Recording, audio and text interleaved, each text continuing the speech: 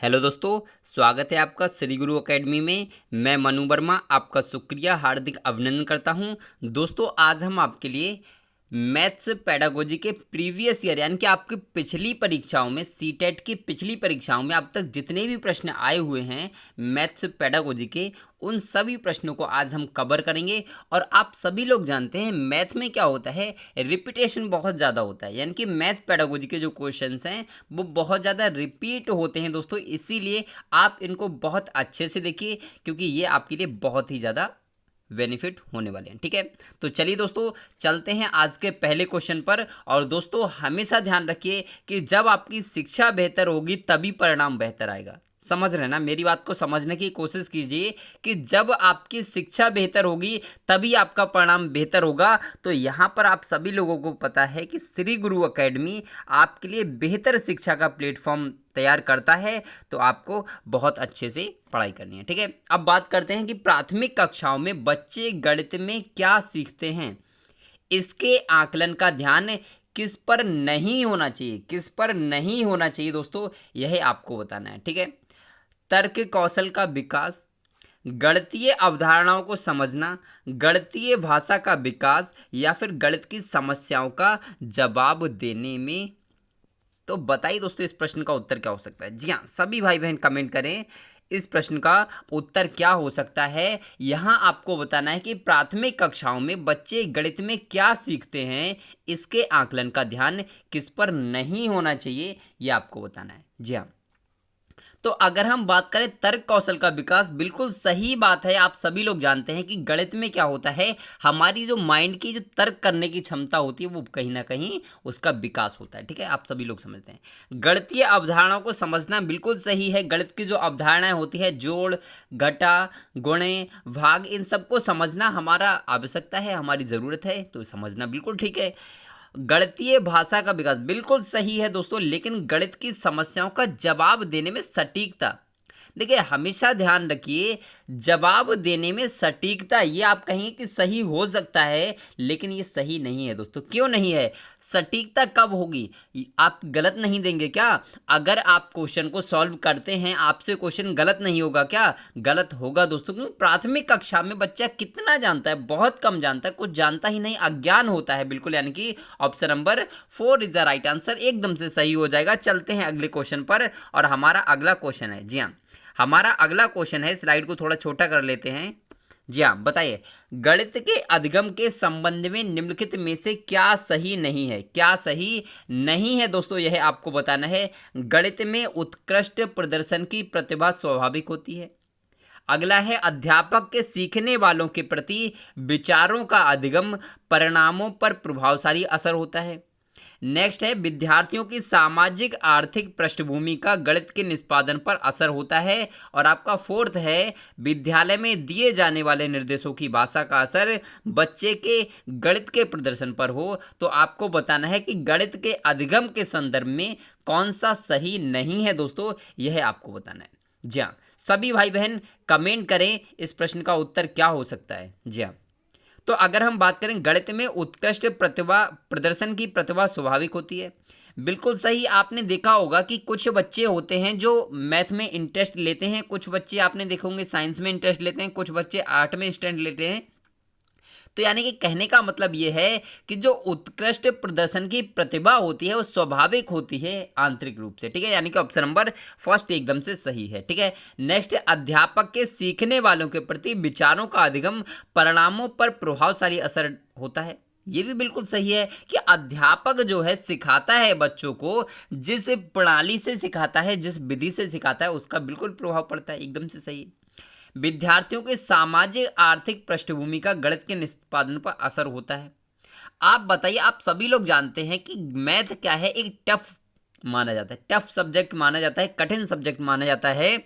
और यदि आपने ही देखा होगा कि यदि आपने बचपन में मैथ की ट्यूशन नहीं पढ़ी होगी तो आप कहीं ना कहीं मैथ में कमज़ोर होंगे, और एक बच्चा जो मैथ की ट्यूशन पढ़ेगा और दोनों पढ़ने में समान है, जो मैथ की ट्यूशन पढ़ता होगा वो ज़्यादा कर लेगा। तो यानी कि सामाजिक और आर्थिक पृष्ठभूमि के का गणित के निष्पादन पर असर होता है, एकदम से ये भी सही है दोस्तों। लेकिन विद्यालय में दिए जाने वाले निर्देशों की भाषा का असर बच्चे के गणित के प्रदर्शन पर होता है, ये एकदम से गलत है। चलते हैं दोस्तों नेक्स्ट क्वेश्चन पर। आपका इसका राइट आंसर हो जाएगा option number 4 is the right answer. चलते हैं नेक्स्ट क्वेश्चन पर। जी हाँ, बहुत बढ़िया दोस्तों। नेक्स्ट क्वेश्चन है, इस प्रश्न का उत्तर बताएंगे आप सभी लोग कि गणितीय अध्यापन को प्रभावी बनाने के लिए निम्नलिखित में से कौन सी विशेषता नहीं है। देखिए, नहीं वाले जो क्वेश्चन होते हैं ना, हमेशा मैं आपसे कहता हूं उन पे पहले ही मार्क कर लीजिए, ठीक है, पहले ही सर्कल बना लीजिए जहां पर नहीं लिखा हो, ठीक है। छात्रों की त्रुटियों के प्रतिरूपों पर केंद्रित होना, प्रतिदिन के अनुभवों के साथ संबंध स्थापित करना, नेक्स्ट है एक ही संकल्पना के लिए विभिन्न शिक्षण अधिगमों का प्रयोग करना, और लास्ट है आपका एक नई संकल्पना का परिचय देने के लिए समय के नियम का कठोरता से पालन करना। तो बताइए दोस्तों, इस प्रश्न का उत्तर क्या होगा कि गणितीय अध्यापन को प्रभावी बनाने के लिए, प्रभावी का मतलब क्या है, इंटरेस्टिंग बनाने के लिए निम्नलिखित में से कौन सी विशेषता नहीं है दोस्तों, ये आपको बताना है। जी हाँ, बताइए दोस्तों, इस प्रश्न का उत्तर कमेंट करें। बहुत ही इंपॉर्टेंट प्रश्न है, और दोस्तों गारंटी देता हूं आज जो आप टॉपिक पढ़ रहे हैं यहां से आपको कई सारे प्रश्न मिलेंगे एग्जाम में, क्योंकि आप सभी लोग जानते हैं रिपीट बहुत ज़्यादा होते हैं क्वेश्चन, ठीक है। यहाँ बताइए, छात्रों की त्रुटियों के प्रतिरूपों पर केंद्रित होना, बिल्कुल सही है। छात्रों ने जो त्रुटियां की उनको क्या करना चाहिए, उन पर अध्यापक को ध्यान केंद्रित करना चाहिए कि इस बच्चे ने यहाँ पर त्रुटि की है, अब नेक्स्ट टाइम यहाँ पर त्रुटि ना करे उसके लिए मुझे क्या करना चाहिए, तो समझना चाहिए, ठीक है। प्रतिदिन के अनुभवों के साथ संबंध स्थापित करना एकदम से सही है, एकदम से सही है दोस्तों। नेक्स्ट, एक ही संकल्पना के लिए विभिन्न शिक्षण अधिगमों का प्रयोग, बिल्कुल सही है। यानी कि हमें मान लीजिए बच्चे को सिखाना है गुणा, मल्टीप्लाई, तो मल्टीप्लाई सिखाने के लिए एक नहीं, बच्चे को अगर मान लीजिए एक मेथड से समझ में नहीं आ रहा तो दूसरा मेथड यूज कीजिए, दूसरे से समझ में नहीं आ रहा तीसरा मेथड यूज कीजिए।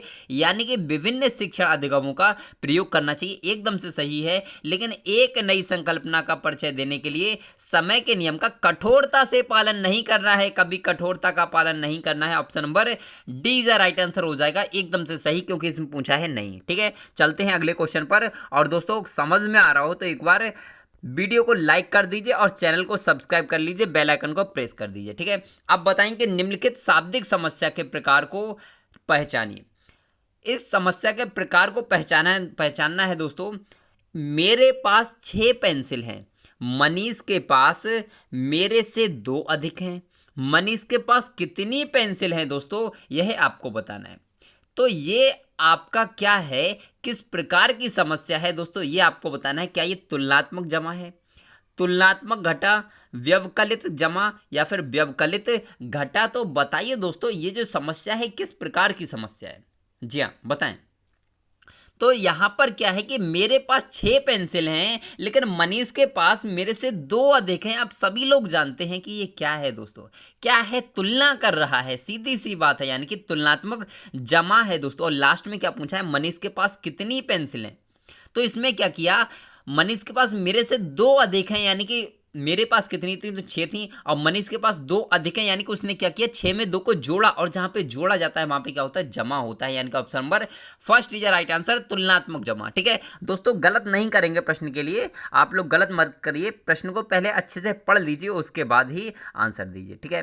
अब बताएंगे इस प्रश्न के लिए कि राष्ट्रीय पाठचर्या की रूपरेखा NCF 2005 की अनुशंसा के अनुसार प्राथमिक विद्यालय का गणित पाठ्यक्रम, प्राथमिक विद्यालयों का गणित पाठ्यक्रम आपको बताना है गणितीय संकल्पनाओं में कठोरता देने वाला होना चाहिए, छात्रों को प्रगामी गणित के लिए तैयार करने वाला होना चाहिए, सी है आपका छात्रों के प्रतिदिन के अनुभवों से संबंधित होना चाहिए, या फिर कार्य विधिक ज्ञान पर केंद्रित होना चाहिए। तो आप लोग इस प्रश्न का उत्तर बताएंगे। सिंपल सा क्वेश्चन है, आप सभी लोग जानते हैं, इसमें ज़्यादा टाइम वेस्ट नहीं करेंगे। आप सभी लोग जानते हैं कि NCF ने क्या कहा था कि बच्चे को उसके प्रतिदिन के अनुभव से जोड़कर पढ़ाना चाहिए, चाहे कोई भी सब्जेक्ट हो, ठीक है।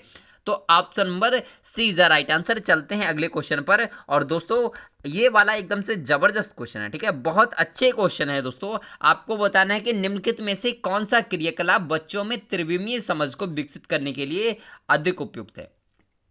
बोतल के ऊपरी दृश्य को चित्रित करना, मानचित्र पर शहरों का स्थान निर्धारण करना, चंद्रमा के उदय होने का समय लिखना, या फिर संख्याओं को संख्या रेखा पर निरूपित करना। तो बताना है आपको इस प्रश्न का उत्तर क्या हो सकता है। जी हाँ, सभी भाई बहन कमेंट करें इस प्रश्न का उत्तर क्या हो सकता है। तो इसमें पूछा क्या गया है, प्रश्न को बहुत अच्छे से पढ़िए दोस्तों, ठीक है। जी हाँ, कि निम्नलिखित में से कौन सा क्रियाकलाप बच्चों में त्रिविमीय समझ को विकसित करने के लिए अधिक उपयुक्त है। जी हाँ, अधिक उपयुक्त है दोस्तों, बताना है। इस प्रश्न को अपनी कॉपी में नोट कर लीजिए यदि आपको नहीं पता हो, क्योंकि इस प्रश्न का जो उत्तर है वो आपका होगा बोतल के ऊपरी दृश्य को चित्रित करना। ये त्रिविमीय समझ को विकसित करने के लिए सबसे उपयुक्त है दोस्तों, ठीक है। यहां पर ये वाला राइट आंसर हो जाएगा, option number first is right answer, ठीक है। चलते हैं अगले क्वेश्चन पर। जी हाँ, और दोस्तों बहुत ही जबरदस्त क्वेश्चन है, एक बार जय हिंद लिखें, ठीक है। सभी भाई बहन जय हिंद लिखें, क्योंकि हिंदुस्तान में रहने वाला प्रत्येक व्यक्ति, चाहे वो बॉय हो या गर्ल हो, वो हिंदुस्तानी है और जय हिंद जरूर लिखना चाहिए दोस्तों। सभी लोग एक बार जय हिंद लिख दें। आप बताएं इस प्रश्न का उत्तर क्या होगा कि निम्नलिखित में से क्या गणितीय तर्कणा का सूचक है।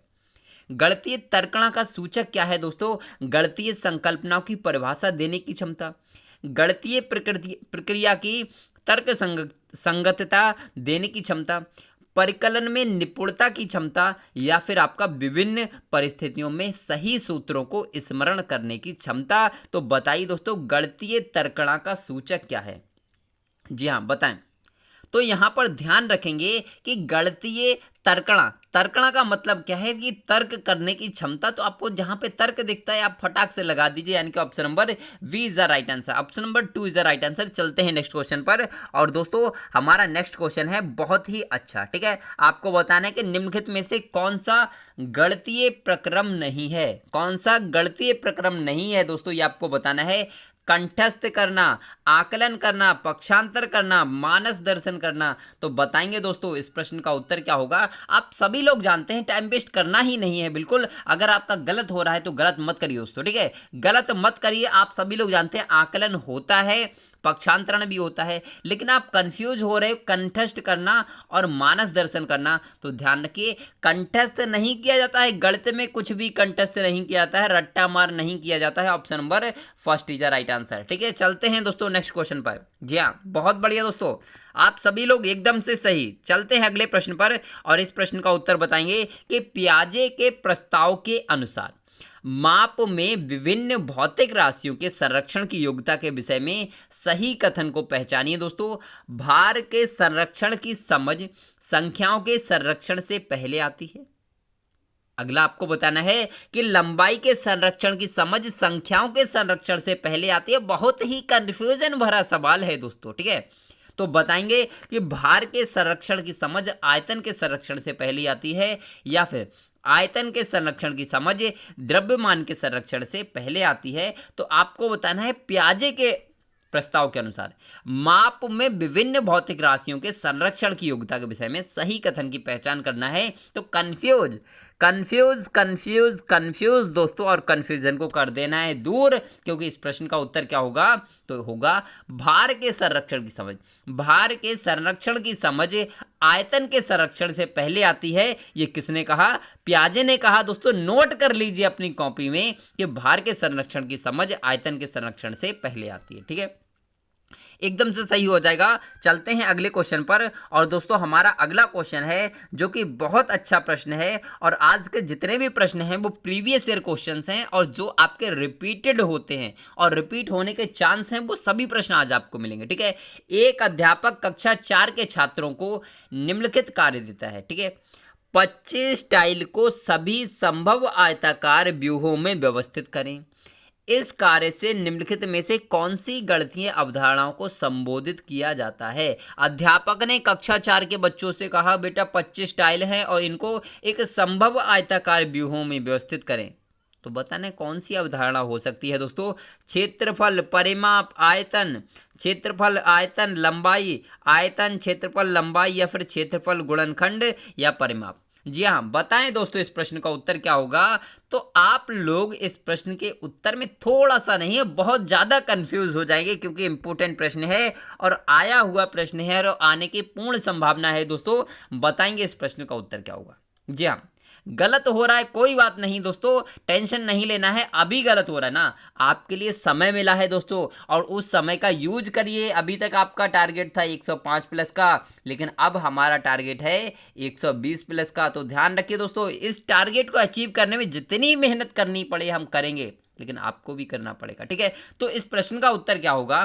तो ऐसे कार्य को करने के लिए क्षेत्रफल होना चाहिए, गुणनखंड भी आना चाहिए और परिमाप का भी ज्ञान होना चाहिए, यानी कि option number D is the right answer, एकदम से सही होगा। नोट कर लीजिए अपनी कॉपी में, जबरदस्त क्वेश्चन है, ठीक है।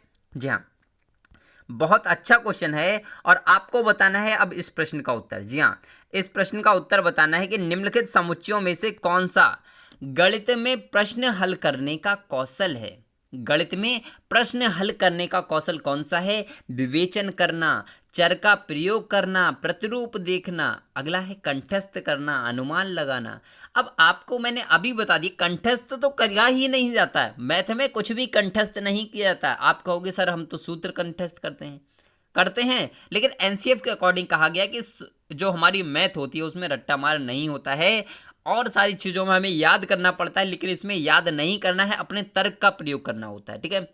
प्रयत्न, त्रुटि, विधि, चित्रांकन करना, कंठस्थ करना, इसमें भी कंठस्थ आ गया, काट दीजिए, ठीक है। चित्रांकन करना, पीछे से हल करना, पीछे से हल करने भैया क्या है, और रट लेना क्या है, बिल्कुल गलत हो जाएगा, यानी कि option number first is the right answer. चलते हैं दोस्तों नेक्स्ट क्वेश्चन पर। और क्वेश्चन अच्छे लग रहे हो, वीडियो अच्छी लग रही हो, मेरी मेहनत अच्छी लग रही हो, तो एक बार वीडियो को लाइक कर दीजिए, शेयर कर दीजिए और चैनल को सब्सक्राइब कर लीजिए दोस्तों, ठीक है। और चैनल को सब्सक्राइब करने के बाद में बेल आइकन को जरूर प्रेस कर देना है, उससे क्या होगा कि आपको नोटिफिकेशन मिलता रहेगा। अब आपको बताना कि वॉन हेले एक गणितज्ञ थे, उन्होंने उनके अनुसार बताना है कि वॉन हेले के स्तर जिस संकल्पना की अवस्थाओं का संकेत करते हैं वह कौन सा है। दोस्तों मोस्ट इंपोर्टेंट प्रश्न है, अपनी कॉपी में नोट कर लीजिए, नहीं पता तो, ठीक है, क्योंकि वॉन हेले से कई बार क्वेश्चन पूछा गया है।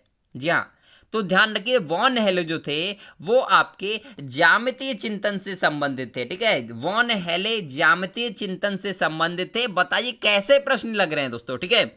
अच्छे लग रहे हो तो एक बार आपको पता है क्या करना है। अभी आप जितने भी भाई बहन देख रहे हैं वीडियो को, सबको कम से कम 2 लोगों को शेयर करना है, ठीक है। अपने भाई बहनों को 2 लोगों को शेयर करना है। बताना है कि दशमलव वाली संख्याओं के गुणन, जैसे कि 0.3 इंटू 0.23 0.06 की संकल्पना को समझाने के लिए निम्नलिखित में से कौन सा शिक्षण अधिगम साधन उचित है। दोस्तों यह आपको बताना है। जी हाँ, बहुत ही महत्वपूर्ण प्रश्न है, तो ध्यान रखेंगे दोस्तों। अगर हम बात करें इस प्रश्न की, तो इस प्रश्न के लिए सॉल्व करने के लिए क्या हम चार्ट पेपर का प्रयोग कर सकते हैं, ग्राफ पेपर का, डायनिल बॉक्स का, या फिर टेलर का गिनतारा। जी हाँ, तो आप समझते हैं गिनना तो है नहीं इसमें, यानी कि गिनतारा तो होगा नहीं, आप सभी लोग इसके लिए समझ चुके होंगे, ठीक है।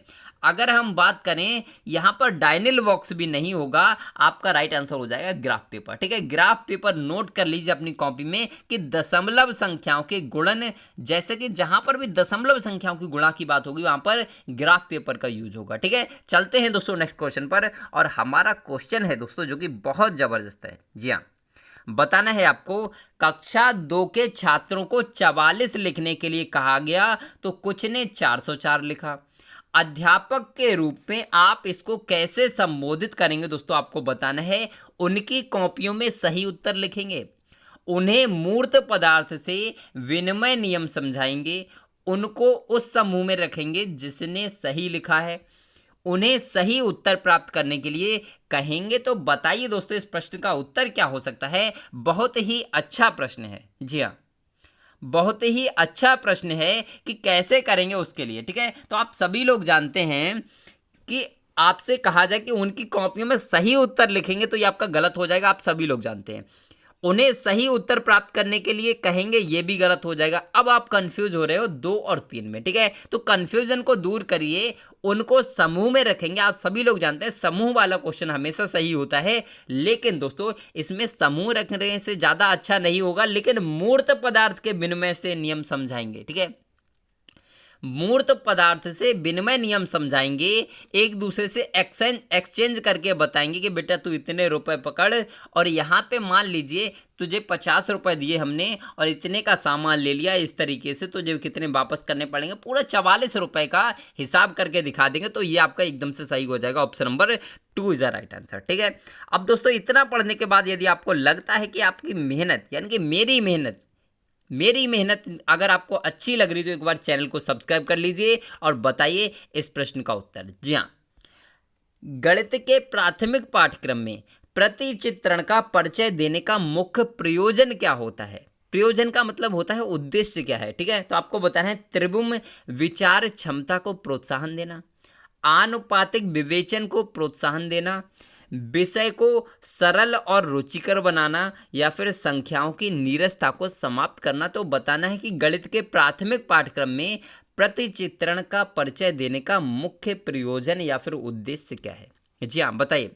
तो यहाँ पर इस प्रश्न को करने के लिए दोस्तों आप करिए, बहुत ही सिंपल प्रश्न है, थोड़ा सा आपको लॉजिक लगाने की जरूरत है और आप प्रश्न को कर देंगे, ठीक है। जी हाँ, बताइए दोस्तों इस प्रश्न का उत्तर क्या होगा। तो त्रिभुम विचार से इसका कोई तात्पर्य नहीं है, इसका मैं आपको राइट आंसर बता देता हूं कि प्रतिचित्रण यानी कि चित्र दिखाने का उद्देश्य क्या होता है। तो जो सब्जेक्ट है आपका उसको सरल और उसको इंटरेस्टिंग बनाने के लिए, यानी कि option number C is the right answer, चित्र का प्रयोग किया जाता है। ऑप्शन नंबर सी एकदम से सही हो जाएगा, ठीक है। अब दोस्तों आपको आज का वीडियो कैसा लगा एक बार कमेंट करके जरूर बताना है, और अच्छा लगा हो ना तो एक बार लाइक शेयर और चैनल को सब्सक्राइब कर लीजिए और घंटी वाले बटन को दबा दीजिए, जिससे कि क्या होगा आपको नोटिफिकेशन प्राप्त होता रहेगा, ठीक है। जी हाँ दोस्तों, अब यहाँ पर आपको बताना है, मैंने थोड़ा सा ध्यान नहीं दिया। जी हाँ, इसके ऑप्शन भी थे यहाँ पर। जी हाँ, कोई बात नहीं है, इसको देख लीजिए जरा कि गणित के प्राथमिक पाठ्यक्रम में प्रतिचित्रण का देने का प्रयोजन क्या है। तो आपको इस प्रश्न का उत्तर बताना है। जी हाँ, बताएं। तो आप सभी लोग जानते हैं आपका इसमें नीरसता को समाप्त करना, संख्याओं की नीरसता, देखिए संख्याओं में नीरसता होती है तो आपका वो होती तो है, बिल्कुल बात सही है, लेकिन ये आपका एक मोस्ट सुइटेबल आंसर नहीं है, ठीक है। आनुपातिक विवेचन को प्रोत्साहन नहीं दिया जाता है, यानी कि ऑप्शन नंबर ए और आपका सी होगा, इसको आप ध्यान रखिए। तो आपका सॉरी, एक सेकंड रुकिए। जी हाँ,